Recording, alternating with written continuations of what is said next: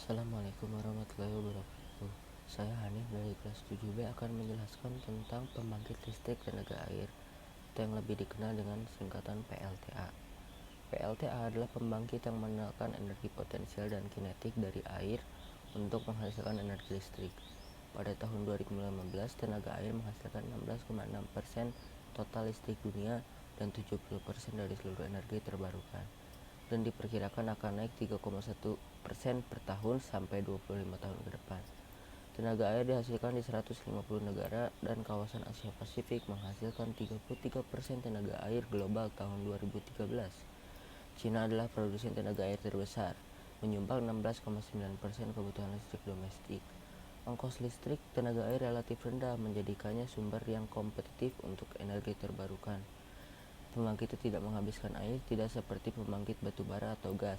Ongkos listrik rata-rata untuk pembangkit berukuran lebih dari 10 MW adalah 3-5 sen dolar Amerika Serikat per kilowatt per jam. Dengan bendungan dan reservoir juga membuatnya sumber listrik yang fleksibel karena listrik yang dihasilkan dapat dinaik atau diturunkan sesuai kebutuhan. Ketika sebuah kompleks tenaga air dibangun, maka tidak menghasilkan limbah langsung dan tingkat gas rumah kaca yang relatif lebih rendah daripada pembangkit listrik berbahan bakar fosil. Bentuk utama dari pembangkit listrik jenis ini adalah generator yang dihubungkan ke turbin yang digerakkan oleh tenaga kinetik dari air. Namun secara luas, pembangkit listrik tenaga air tidak hanya terbatas pada air dari sebuah waduk atau air terjun, melainkan juga meliputi pembangkit listrik yang menggunakan tenaga air dalam bentuk lain seperti tenaga ombak. Kelebihan utama dari PLTA sendiri yaitu respon pembangkit listrik yang cepat dalam menyesuaikan kebutuhan beban. Kapasitas daya keluaran PLTA relatif besar, dan teknologinya bisa dikuasai dengan baik oleh Indonesia.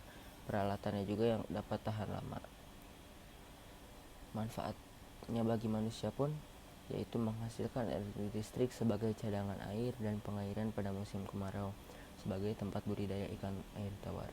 Energi listrik dihasilkan dari perubahan energi lain seperti energi kimia atau energi kinetik pada sumber energi melalui pembangkit listrik. Energi listrik adalah energi utama yang dibutuhkan bagi peralatan listrik. Perangkat-perangkat listrik ini akan mengubah energi listrik ini menjadi bentuk lain. Salah satu bentuk perubahan energi untuk menghasilkan energi listrik ini adalah pada pembangkit listrik tenaga air menggunakan gerakan air yang berasal dari air terjun atau dari waduk bendungan buatan dalam menggerakkan turbin generator. Contoh PLTA di Indonesia adalah PLTA Gajah Mungkur di Jawa Tengah dan PLTA Jatiluhur di Jawa Barat. PLTA merupakan sumber energi listrik yang terbarukan dan tak akan habis selama aliran air yang mensuplai bendungan atau waduk pada PLTA masih terus ada. Ini berbeda dengan batu bara pada pembangkit listrik tenaga uap yang dapat habis. Selain menghasilkan energi listrik, PLTA juga menampung air dalam jumlah besar pada waduk atau bendungan. Cadangan air ini dapat digunakan sebagai irigasi lahan pertanian pada musim kemarau. Ini memungkinkan budidaya tanaman padi meski tidak hujan.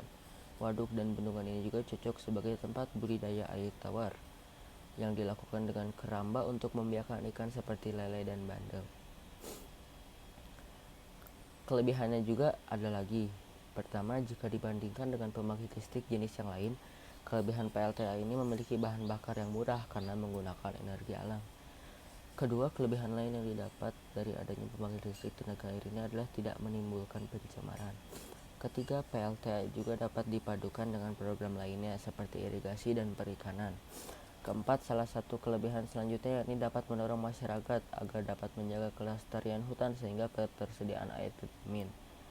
Kelima, memiliki konstruksi yang rendah, sederhana, dan dapat dioperasikan di daerah terpencil dengan tenaga terampil penduduk daerah setempat dengan sedikit latihan. Keenam, selain itu kelebihan PLTA lainnya yakni tidak menimbulkan kerusakan lingkungan yang cukup besar. Kelebihan PLTA yang terakhir tidak menyebabkan polusi gas rumah kaca. Nah, dari sisi kekurangan adalah keamanan dan keselamatan terhadap sarana dan prasarana transmisi harus mendapatkan perhatian khusus. Kekurangan PLTA selanjutnya yakni konsumen pengguna listrik dalam jumlah besar dan terlalu jauh dari pusat. Pembangkit ini membutuhkan sarana jaringan tower transmisi tegangan tinggi yang panjang, juga memerlukan sarana trafo peningkat tegangan yang banyak.